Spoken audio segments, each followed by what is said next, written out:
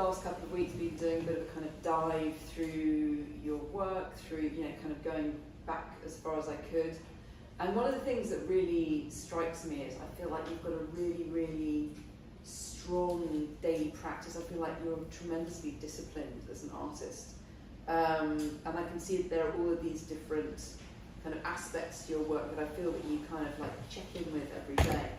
And I wanted to start this conversation, oddly enough, since we're surrounded by your paintings, from a strange direction, but to ask you really about the role of text and writing in your work, because I think anybody that's read the titles of your work can tell that you think a lot about words. But it also was really interesting looking at your kind of notebooks, that you write a lot, and I feel like text is really important to you. And I'd really like to know what role that plays for you as an artist. So I think a lot of the art that I produce begins with text, begins with writing, even more so than drawing. I don't know, I suppose a lot of it's about using language to figure out my place in the world. I grew up, as Dario was saying, in a multicultural house. My father was from France, Jewish background, and my mother was from Madrid, and I was the only child. So my mum spoke to my dad in Spanish. My dad spoke to my mum in French. That's how they conversed. And they spoke to me in their respective languages. I tended to engage with my mother in Spanish, and more often than not, because my dad didn't enforce it, I tended to answer my dad in English most of the time, so my spoken French is very poor. But my dad was very cerebral. It was he was all brain and no brawn in many respects, and from a very young age he had me reading all sorts of stuff to him, even like the Sunday papers, the broadsheets. When I was 6 or 7, I would be reading them out loud. He would sit me down on a Sunday morning with like the Sunday Times, reading the front page, reading the editorial to him, and he would be stopping me, asking me questions, explaining words that I didn't understand. And as a like 6-year-old, I was desperate to please, and so I just tried my best. But I suppose all of that pushed language and words from a very early age into something that I just became obsessed with. And then from early teens, I was keeping like diaries, journals, and I got really, because I was given so many books as a child by my parents for birthdays and Christmases. I also really got into poetry as well from a very young age, and then was already like writing my own poetry as well. And that's something that hasn't really left me. So that even now I still write a lot of poetry. I still journal a lot. I still problem solve partly through writing. If I've got something that's really bothering me, I'll just take my notebook and write about it in the notebook, like a diary entry in a way, but it's a conversation with myself. And so all all of that writing stuff is present when I then come to the point of actually painting, and paintings can come out of drawings first, but very often it goes writing and then straight to the canvas, and then maybe. So you don't sketch, you're kind of going. Sometimes I sketch, but I draw for the sake of drawing, not necessarily for the sake of a painting. I draw to kind of like just to practice moving a line around curves and compositions. But you're not like building up a full composition for a painting before you then approach the canvas? No, very often paintings begin on the canvas, and then once they've started, it becomes a conversation and an exploration of like what happens next. And then I will pick up the sketchbook and like try and problem solve a bit in the sketchbook, and before I come back to the painting. In fact, I've got a piece going on in the studio right now where it literally has taken that process. Began with writing, then started painting, and then it was like, okay, I'm not quite sure what's going to happen next. So I've done like half a dozen sketches in the sketchbook, and I remember my MA tutor hated the fact that I sketched in like tiny, like A5 sketchbook, and really wanted me to like pin paper on the wall, which was the same size as the canvas, and figure out all my problem solving on the same dimension, which I've never really successfully done. To me, if I'm going to put a piece of paper on the wall, tack it on the wall and do it like that, that's an artwork in itself. And like that, so it's like, why would I do that and then paint again when I've already sorted it all out as the drawing? That's now become the painting and the conversation. We were so talking, to speak. yeah. So we were talking earlier also about wanting to kind of lick paintings, and I'm wondering whether if you're kind of working stuff out on the canvas, you get seduced by the paint and it leads you astray a bit. Yeah, that can happen. The piece I'm making right now is very gestural, and it is. I love the creaminess of the paint and the way that you can make marks that are representative of the whole body, and something being like raw and unprocessed. But sometimes it's difficult. Sometimes it's tricky to talk about the language around art. I end up using a lot of analogies, and you know it'll be. I'll end up. The analogies will be totally non-art related, but yeah, it's kind of like approaching paint like scrambled egg, like with heaps of butter in it. Right. So you want it to be really creamy and and kind of like small grains. Yeah. Yeah. Yeah. I was really interested going through your past work that photography was a massive part of what you were doing, like kind of a decade or so ago. You were quite active as a photographer, and in the works that we're surrounded by now, I mean, I guess this is partly because this show's called Fragile Archive. You've been drawing on your own archival photography as well, and I'm interested as to the relationship between, first of all, your photography and your work as a painter, and kind of photographic source material, like kind of like your personal archival photography and painting. So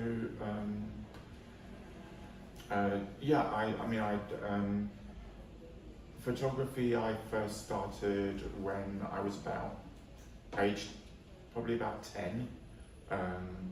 My dad bought my mother for her birthday an SLR camera, like one of the latest back then. So that was like 1980, I guess.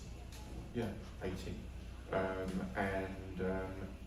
And my mum didn't have any interest in photography, so she never even engaged with it. And my father, he wasn't particularly interested either. So this super swanky present just basically sat on the dashboard, on the sideboard, and I came along and just curiously just picked it up and then started using it. And there was a service back then. I can't remember what it was. I mean, at one point it was called True Print. I don't know if it was called True Print at the very beginning. But you could send your roll of film in the post to be developed. They sent me back a pack of prints, and in the envelope when you sent it, you put the like £1.50 in money, in cash in the envelope, and it came back, your prints, your negatives, and a new roll of film. And for some reason, I don't know why, but my mother supported this. So I just started basically just shooting away and shooting everything, and that camera just became attached to me totally. It went all over the place, and I shot everything. And progressively, as a teenager, when I at school, there was the one part of the art department that I kind of got engaged in was photography through the art teacher, and the local library had a photography club.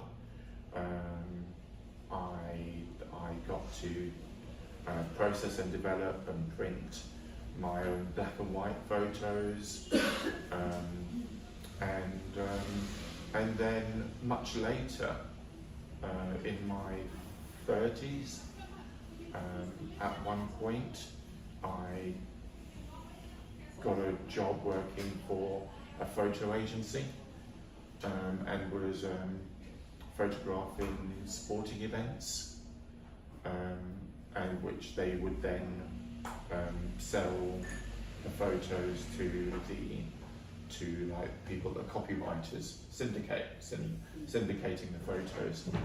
And I was also a wedding photographer as well.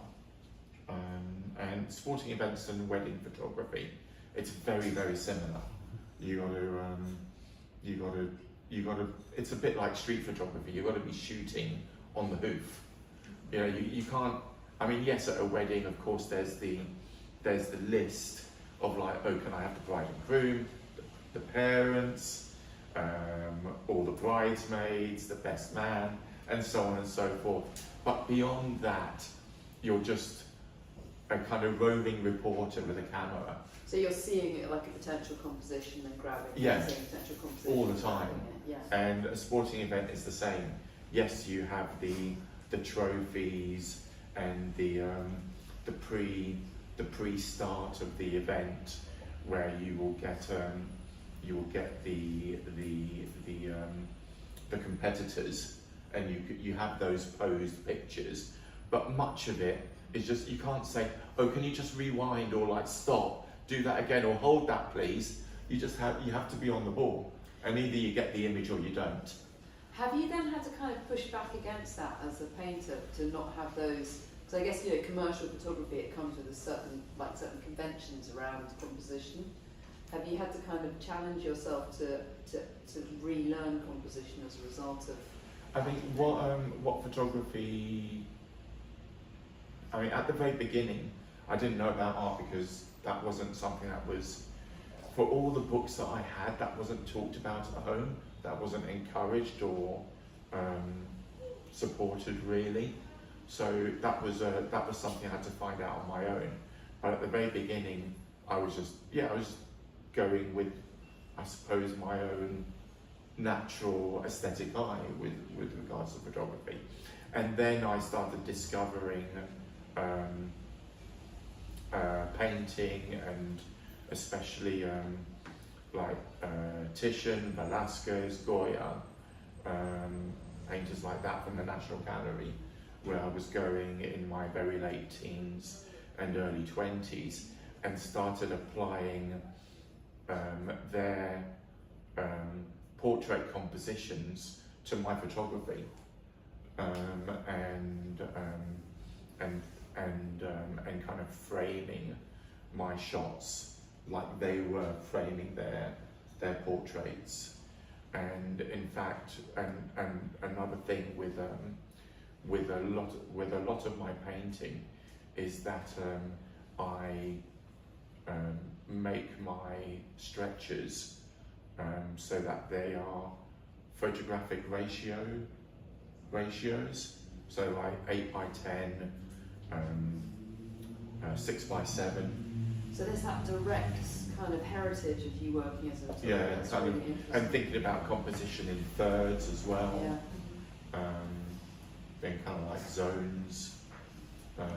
Even with paintings, about where the point of interest will be, and the focus, and and kind of dividing my composition into like a grid of 9, and thinking about placements of things within that grid. It's kind of very photographic mentality. That's really interesting. So to lead from that directly onto this work, a open brackets transgender question mark close brackets child. I feel the punctuation is very important there. So this image does derive from an archive photograph, from a photograph of yourself at the age of 4, I believe. Mhm. Is that correct? Yeah. But it also relates to a work that I saw earlier this year that was on show at House from Somerset. So I'm interested. A transgender child. Yeah. So I'm interested that you've revisited this material, and that you're kind of. Why did you decide to revisit this image, and what's changed in the way that you addressed it? So This work. a lot of the work I make, new works tend to very often come out of previous works. Making, I think I maybe said this in a somewhere before, that it's on record, but making artwork for me is kind of like this dichotomy of a couple of different things. There's, on one level, it's a bit like being an archaeologist. So, like, if anyone knows, like, that TV show Time Team that used to be on Channel 4, you've gone out into the back garden with your metal detector, and you kind of go around, you're like, beep, beep, beep, beep, beep, beep, beep, beep, beep. Okay, there's something there. It's making my metal detector go nuts, but I don't know what it is. So then I start digging away with my little trowel and to uncover it. And making artwork is a bit like that. You know that there's something you're trying to figure out and uncover, but you don't know what that thing is exactly. And does your radar get set off because it's something that makes you feel uncomfortable, or because it's something that you don't understand, or it's a problem? What's that kind of feeling that you get? More often than not, I think it's problem related. Right. It's about questions. Yeah. And trying to make sense of it. I don't think discomfort comes into the equation. Sometimes it's scary, and sometimes it's exciting, but it's generally always about trying to solve a problem, or just figure out some sort of conundrum,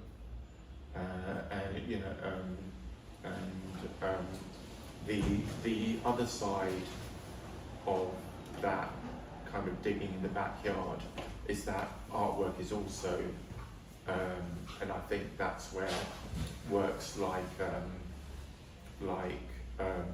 like especially these two, not so much the bill posters over there, the text piece, but with the child and with can't remember the title of my work. Excoriation. Thank you. With excoriation, it's also about like looking into a dirty mirror and kind of polishing that mirror because you want to find your own reflection and see yourself more clearly. So in that regard, there's again that thing of like trying to figure something out and discover something new. So you quite often find that like when you finished a work that was there to solve or to resolve a certain problem, it actually presents a new problem that you need to address, and it keeps. Some works are very almost like instantaneous responses. So a transgender child that you saw in Somerset at Howes and Worth, there was a lot of unanswered stuff at the end of that one, and so that led into this instantly.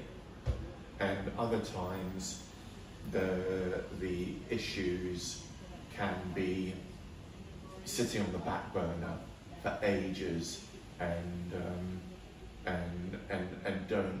don't come up again until much later. But then you see that there's a new work and it is referencing or responding directly to something that I made years before. So there's a big, it looks like there's a big gap between the work, but really it's lots of steps, because ultimately all of it is about kind of one thing, realistically. It's, there isn't lots of jumping about different ideas. There's a very small kind of there's a very sharp focus on trying to figure out one thing. It's just that there's lots of different ways of trying to figure it out, because whenever we approach a problem, if we find that one way doesn't figure it, then we want a new way that looks radically different to the way before. Because why would you approach the same problem twice the same way? So it looks like the work is very different, but it's not actually exploring something massively different. It's still exploring the same thing. So I think bill posters is, in a sense, exploring exactly the same thing as excoriation, but they are very different looking works. And likewise, excoriation and child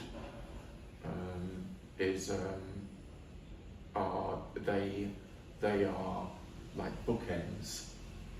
I was really interested when we were talking the other day, and you were really positioning this new painting in a much kind of broader political field, that although you're using a photograph of yourself as the kind of base layer, as the kind of source material, that you're really using your kind of, it's almost like you're using your kind of visibility and your platform to actually raise much broader points, much broader political points. I thought that was really fascinating, that you're trying to do something, that you're trying to really kind of bring stuff out in the discourse at the moment as well with this work. So there was an exercise when I started my BA in Wimbledon in 2014, and like that first couple of weeks, we weren't even given studio spaces. We just had exercises as that the whole cohort year group did together, and my tutor at the time, she, I think it was within a few days of starting, had was like, okay, everyone has a piece of paper, and it's like, and she said, what's the artist's role? And we had like 5 minutes to write down our ideas about the artist's role, and so and it's a list. My list is a list that I have now. I always write at the beginning of every sketchbook as a reminder to the self, and so here it is in one of my later sketchbooks, and what I wrote down, actually wrote down at the bottom, first written October 9th, 2014. That's, yeah, so it's 10 years ago almost. Activist, spiritual guide, teacher, product creator, truth expresser, creator of dialogue, storyteller, protector of traditions, stroke craft, provocateur, originator, rule breaker, and devil's advocate. And then the second question was, what did we think the artist was integral to the artist? And I wrote discipline. And what is the outlook that an artist should have? And I said open-mindedness. And I write that at the beginning of every single sketchbook. That's really, it's so interesting, but it's really interesting that activist is the first description you have. Yeah, So, actually. would you see that as an activist painting? It is. It is. In fact, going back a couple of years ago, the paintings that titled Transgender Woman, of which there's 11 of them, they are activist works. You know, I think as the very first one was like, you know, it was like I wanted to see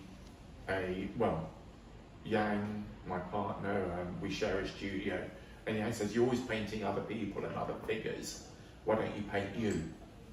And I was like, okay, so, you know, I don't see me represented in a gallery space like I go to the National Portrait Gallery. It's not like I don't see a transgender woman, and then you know, when I go, I see a self-portrait like Tate Modern. I see a self-portrait by a man, and it's big and bold, and it's like, so as a transgender woman, I'm going to make a big, bold portrait of me to match them. You know, I'm no less than them, and you know, if there's any younger transgender woman out there, or transgender man, person, whatever, they can see this and see themselves on the wall. I wanted to see me on the wall when I was younger, and so I did that first one, and then it was like, okay, I've done that, but it's not enough. I need to do more, and so it really developed immediately as a protest piece. In some ways, at the time, I think I saw it as a little bit removed from my general practice, because I do feel that my general practice is exploring ideas that are broader and more universal, rather than being so pinpoint focused on this specific issue. But at the same time, I think as the paintings have evolved and as more of them have happened, so they do fit into the conversations and explorations of how we relate to each other and how we find our place in the world, and our space, and a work like The Child is, I hope, asking all those questions of the viewer. If it's doing any engaging, it's like saying, what do you think about this? It's also so interesting how large you've made that by comparison to the adult portrait as well. And it was interesting you were talking about going around Tate Britain and scale of these self-portraits by kind of male artists who felt no shame about being really putting themselves out there big on the wall. And he made The Child really large in this dialogue that's happening on the wall as well. Well, I also think it's wanting to elevate the subject. Yeah. It's a child is precious, and yet we are bombarded with news stories of children being abused, ignored, overlooked, and ultimately even murdered by their own parents. I mean, saw that, and there's a recent story the past couple of days of two parents that well, there's several stories going on parallel about parents murdering their children, most often through neglect, but through all sorts of other reasons too. So it's trying to perform some sort of action that says, hold on a minute. Yeah. Moving on to excoriation, I mean, obviously there's this visual reference to the idea of kind of the face being almost kind of flayed on one side, this kind of removal of the skin. But to me, I feel like the work also talks about these kinds of brutal sensations that we often feel towards ourselves, of shame, of guilt, of humiliation. So it's not necessarily a kind of physical act of being kind of skinned and pained, but more sometimes these feelings that we cause ourselves, sometimes they're caused by other people. So I don't know how symbolically you were addressing this idea of excoriation, but we were talking the other day, and I asked you whether you were Catholic, you'd been brought up Catholic, and you said you had, and I'm really fascinated to know what that might have brought to this painting. I think, Catholic guilt is definitely in the mix. So my mother being from Madrid, staunchly Catholic, or my mother's side of the family, and in fact, I went to church every day. The local Catholic church was literally 5 minutes walk away from the house. I attended Catholic school growing up as well,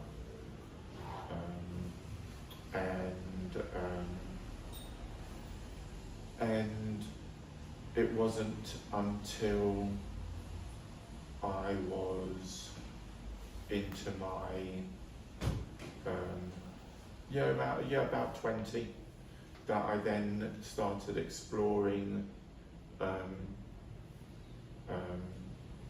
churches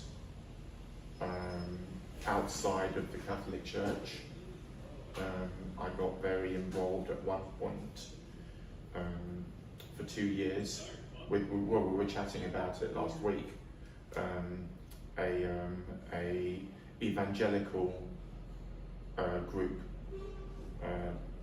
Boston Church of Christ, which came over to the UK in the late 80s, about 88, 89, 90. And I was with them for 2 years, so I became a street evangelizer and preacher, and I used to do that whole thing of like, didn't have like a microphone and speaker, but used to like, with my colleagues, used to street preach on Saturday mornings, and was going to Bible study classes during the week, prayer groups. I became very familiar with the texts of the Old and New Testament, so I could flip backwards and forwards in the Bible and find corresponding, correlating passages. Could quote relatively easily. It was only after I left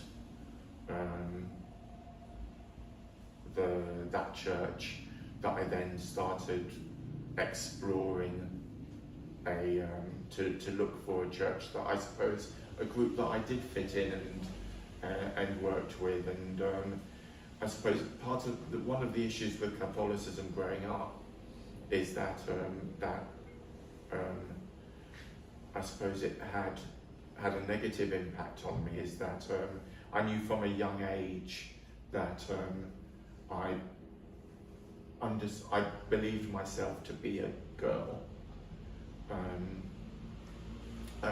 The language around, for me, being a transgender person has shifted over the years, and so I suppose as a young adult, and even in my I suppose by the time I was about early 30s, I was saying I'm a woman, even though a lot of people disagreed with me. but I suppose when I was younger, there was just simply, I believe I'm a girl, and but at the same time, these Catholic ideas and also arguments I'd had with my dad, who was a bit of a tyrant, and I have previously mentioned as well, an abuser. So that had left me with a lot of doubts about myself, including whether I was right in thinking that I was female, because if I was female, then surely I should be ticking certain boxes, and obviously I wasn't. So it took a long time to figure that out, and there are artworks that explore that actually. I suppose, 15, 16, 17 years ago, there are paintings that explore one of the very first self-portraits, The Torn Curtain, which is a self-portrait about the same size as excoriation, but it references also the drawings from Bronte, like where she was the character was doing all these drawings, and then I think is it Wuthering Heights, where like after she's in love with no, Wuthering Heights is Heathcliff. Yeah. The other one, Anyway, she finds out that there's like a wife in the attic. Oh, yes, Jane Eyre. Jane Eyre, Yeah. thank you. In Jane Eyre, so it references Jane Eyre, and like, so you've got Jane Eyre is doing all these drawings, and then about how she perceives herself, and then her world is ripped asunder, and so the painting is effectively destroyed, and that's how the painting looks. It's a self-portrait that's also been attacked and mutilated. So with this work, is that a similar feeling of kind of splitting, internal splitting, or? Yeah, I mean it's I think there's I know when the process of transition for me and kind of shifting from the person I was before to the like a new me, it did involve, I think at the time, like the conversations I was having with my therapist was like having to shed one's skin and just take away masks. And there's loads of pieces, there's loads of works that I was making about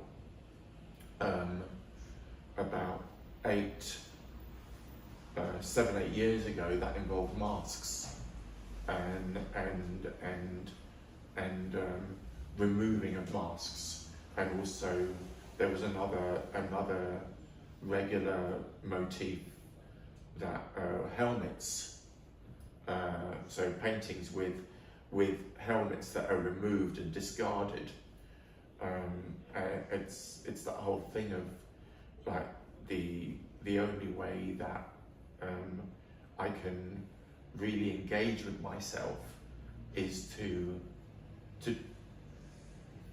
remove all the walls. And so you know, it's in being that if I can be truthful with myself, then maybe I can get to the crux of things. And I suppose that's what excoriation is about. I suppose it also it led on from another piece. The price of getting what you want is getting what you wanted. So it's kind of like, you know, you have to, as I was saying, you have to go into the back garden and dig. And dig, yeah. Because if you don't do that, then how are you going to learn anything? Yeah. And then to a lesser extent, child, both the first one and this new one are also, you know, going back to the source. And because a 4-year-old child, therapists say a 4-year-old is where you, about the age of 4, is where you develop a sense of self. And so, you know, It's the earliest who version, was that 4-year-old? Yeah. I know the text that's in Bill Poster's I Have a Dream is something that's really important to you because you've used it in an earlier work. Would you be okay with reading it to us? Absolutely, yeah, I'd be happy to. There's a different experience of the work orally compared to verbally, compared to reading it to yourself, in a sense. And so Do you have it written down with you? No.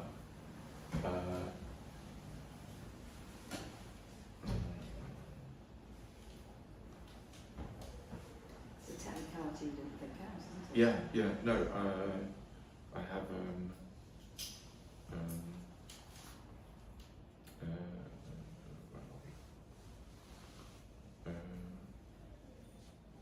photos of it. So rather than to have to stand there, I could look at a photo on the phone, because I should know the text off by heart, realistically. Goodness knows. Because I think I first saw it on a work of yours from like 2012, where you had it printed onto a mirror, and then a photograph of your face reflected in the mirror. Yeah, that's that work is on my website, Yeah. but it's never been exhibited, as it happens. Screen print onto photograph that piece, but where is?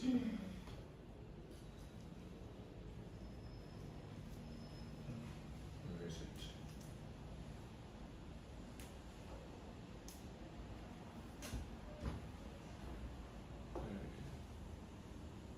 Okay. All right. Here we go. Yeah.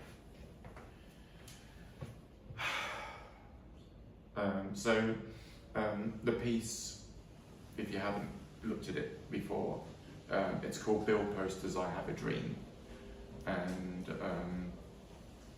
going back to what you were saying earlier and the list from my sketchbook, it is I suppose the text I wrote in 2012.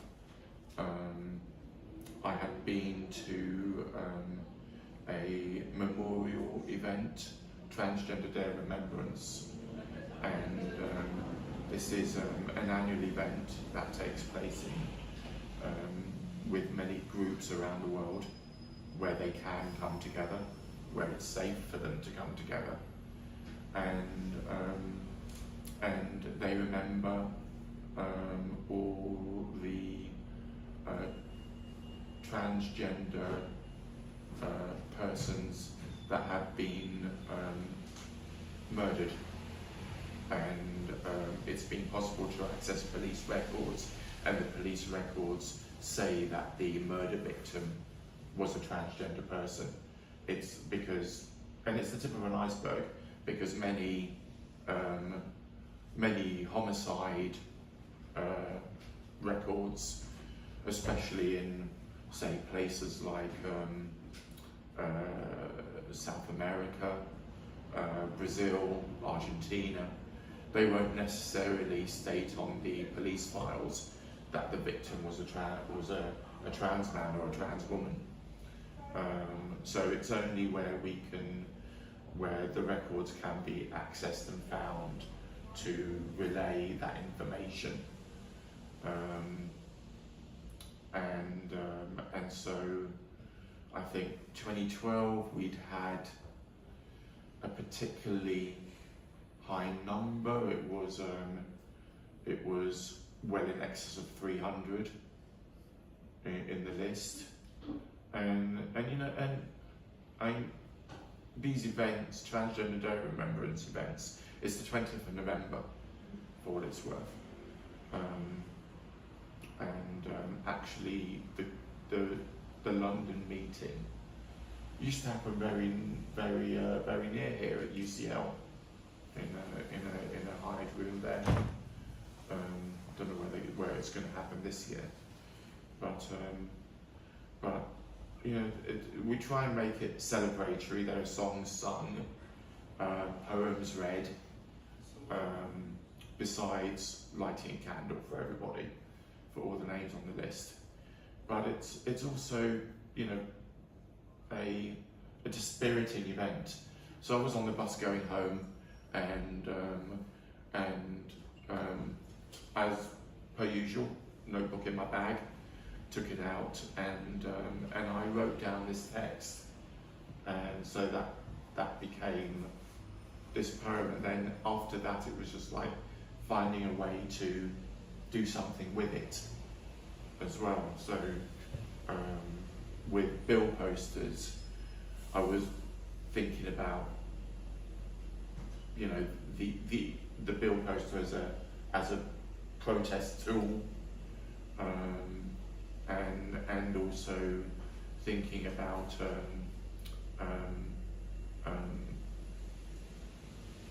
Martin Luther King's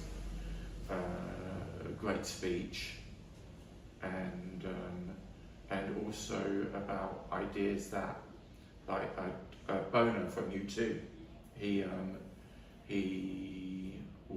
received a particular award, and in his acceptance speech, he spoke about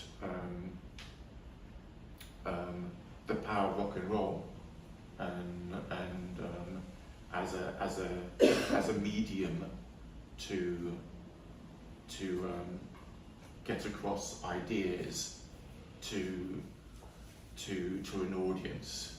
And I think art can play the same role.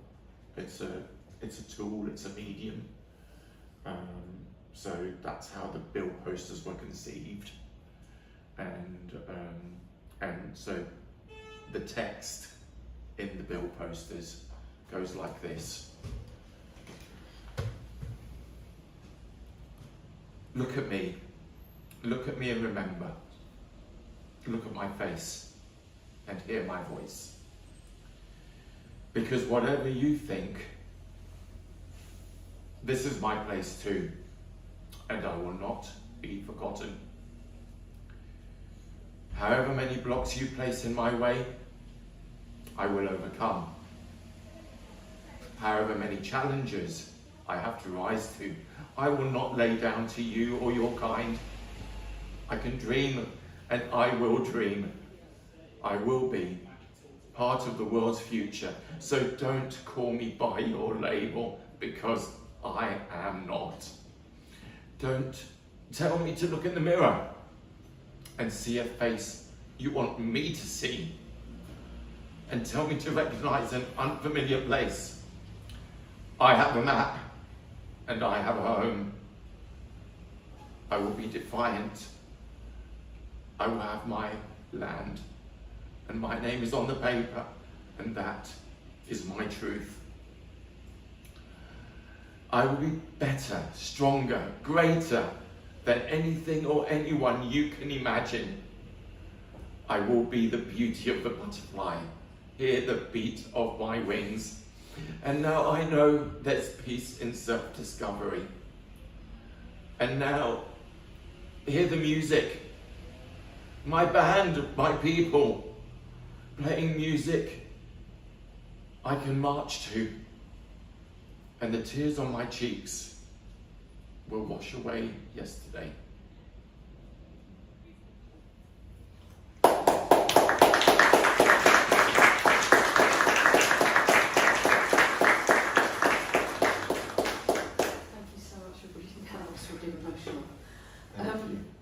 I think that's probably a good moment for us to open up to the questions. I've got about 3 hours more questions to ask you, but we should probably, I think, at this point, open up to other people.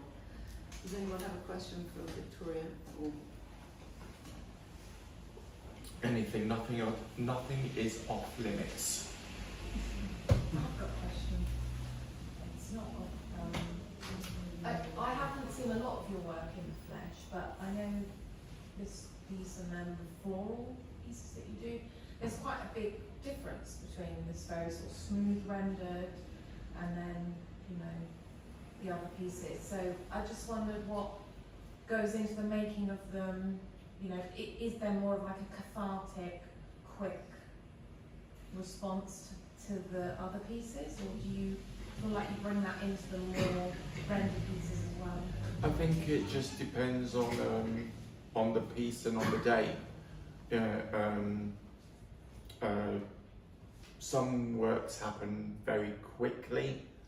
I think there's Yang and I have spoken about this before, that I'm a very emotional painter, and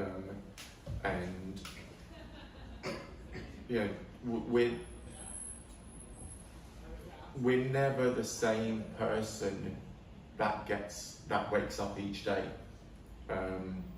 and so the person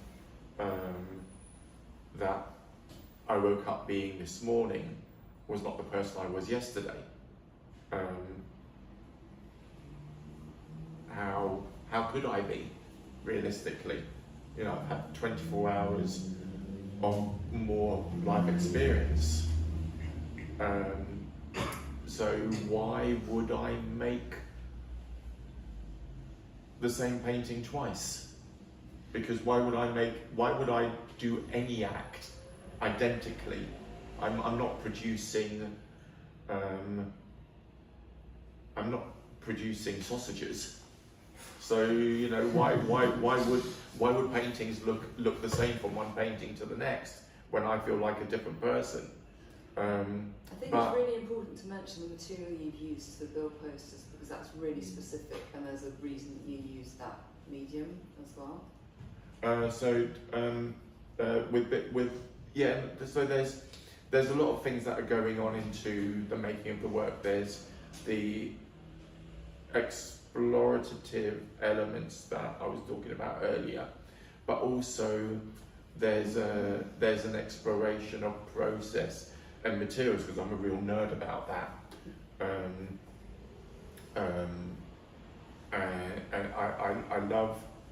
I love my materials, and I love exploring what I can do with them and how they work. I love learning first and foremost how they work, like the official rules, and then of course once you've learnt the rules you can break the rules. So it's as much about playing with materials and process as it is about all the other aspects. And in the case of the bill posters, they were made with encaustic paint, which is basically beeswax and pigment, and it's, I mean, save for the stuff that was being used by our great ancient ancestors in cave paintings, the encaustic beeswax paint is pretty much the oldest medium we've got. The ancient Greeks and the 2,500 years ago were using it, and the Romans shortly after them, and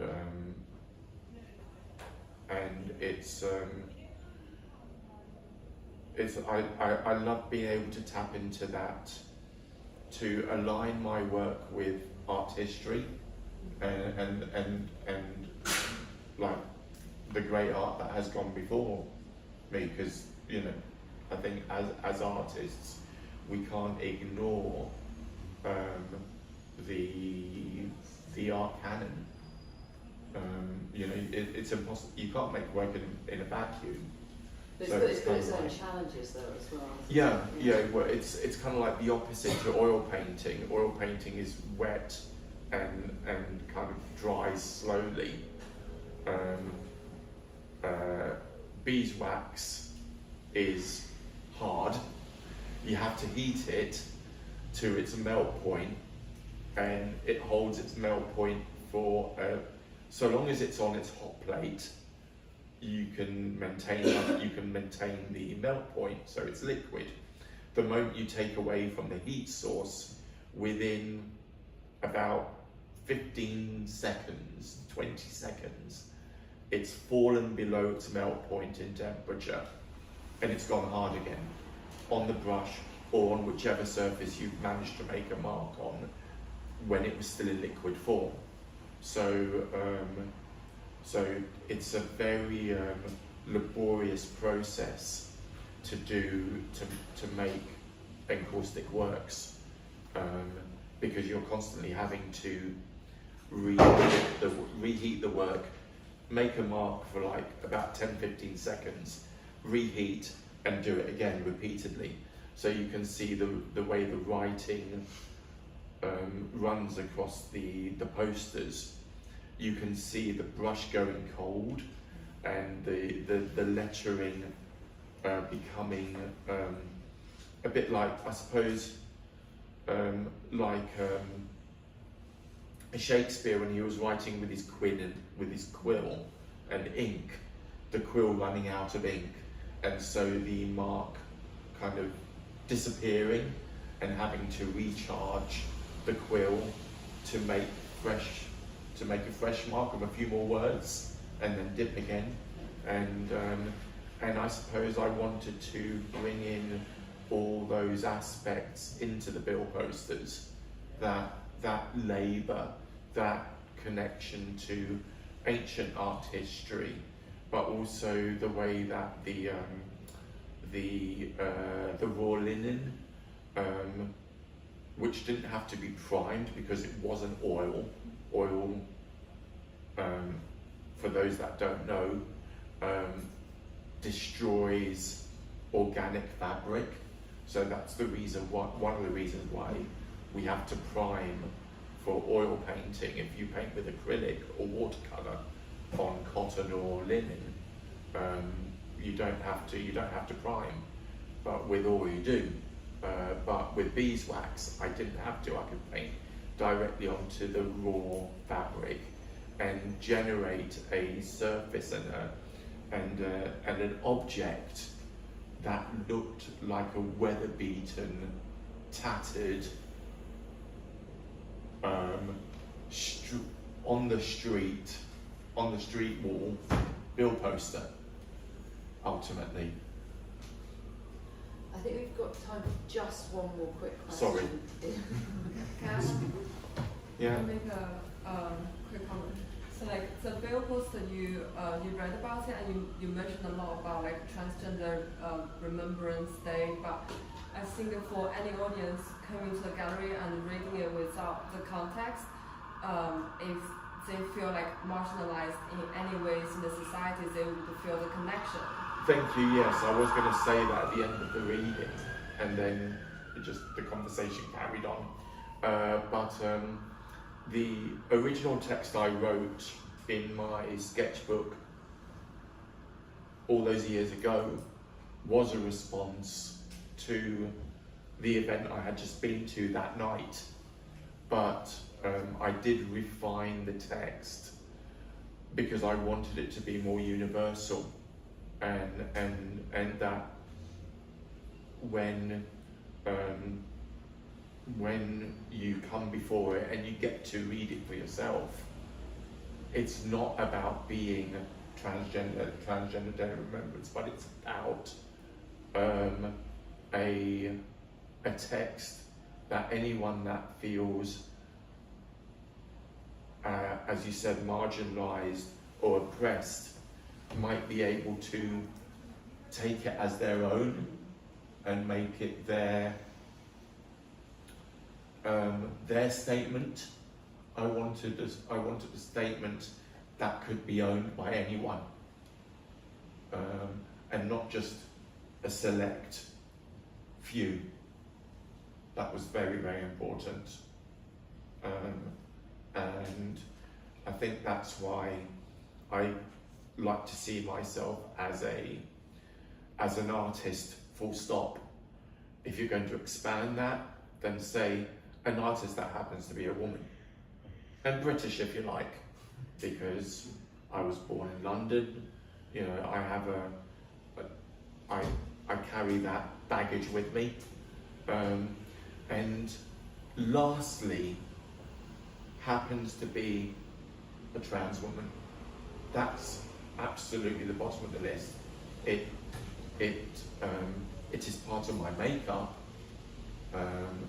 It's an inescapable fact of who I am, just as the fact that I've got brown eyes, white skin, and I was born in London and raised in London, but it's not what defines my artwork. I'm not a trans artist. It's not even about being a woman. It's just simply a person exploring through art. Thank you for that point, Jan. Cool point to add. Yeah. Victoria, thank you so much. It's been very stimulating chatting about your work. And thank you, Hettie, for doing this and kind of coming and leading this conversation. Thank you. Thank you. Thank you everybody for joining us this evening. Yes.